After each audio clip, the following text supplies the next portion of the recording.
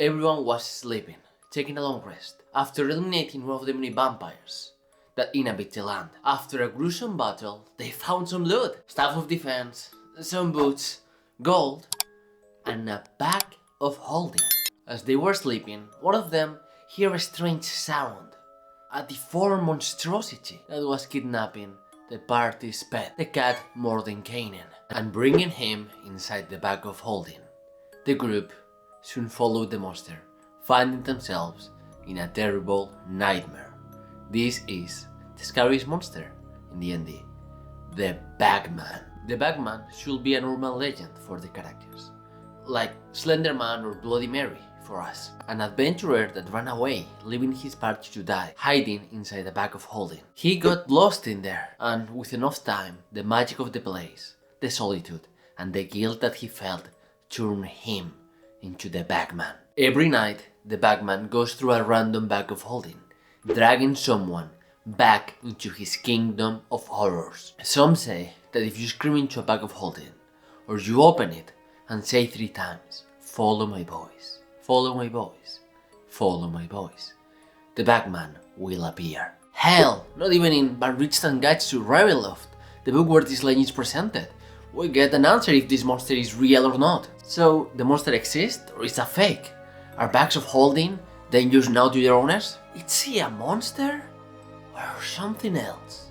Well, I'm here to explain more about the way of hope around the Bagman. Like many creepypastas, the greatest thing about the Bagman is that it gives us enough information to make a great story about him. It doesn't have enough lore to limit us in the ways that we will use it. The Bagman should remain mysterious, and if he appears, he should be doing so in a terrifying manner, like kidnapping a pet, a friend, an NPC that the party loves, or even one of the player characters. The Bagman then moves away into the bag of holding, leaving the group with the choice of follow him or not. And after the choice, we come to one more question.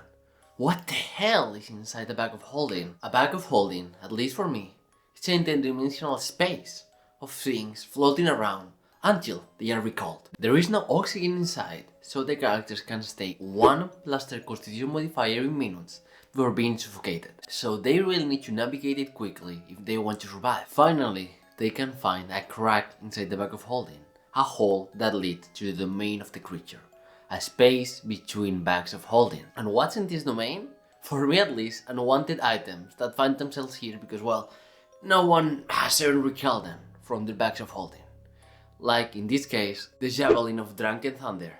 Or items that could be good for your characters, but they use an achievement slot, which make them not that good for what they offer, like the gauntlets of Commoner Strength. And here it comes the final confrontation between the monster and the heroes. This is a tragedy similar to Frankenstein, a monster that tries to find good things, that doesn't want to be alone, that wants to find his way back to home, but he can't, and everybody he brings here, sadly, it's killed by the domain, and by not having oxygen. He's cursed to be forever alone. But how does the actual mechanics of the fight works? Honestly, we don't have anything. We don't got any stat blocks. A few minor tips, it will be to scale the fight to your party's level.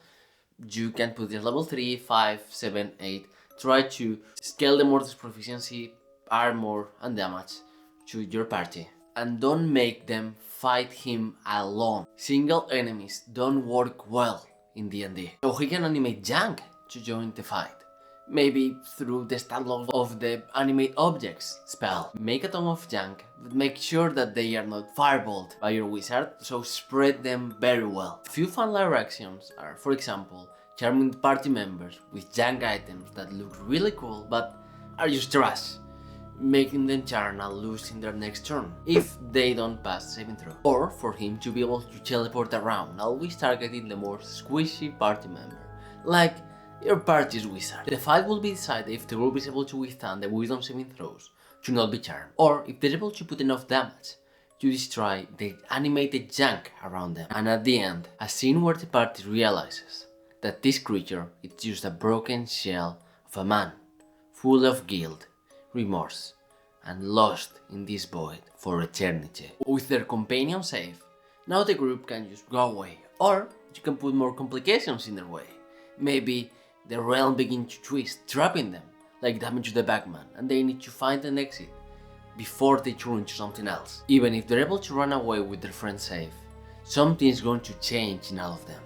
The realization that you cannot run from monsters. They can hide close to you, even in your inventory. And definitely, they will be looking at their bag of holding with very different eyes.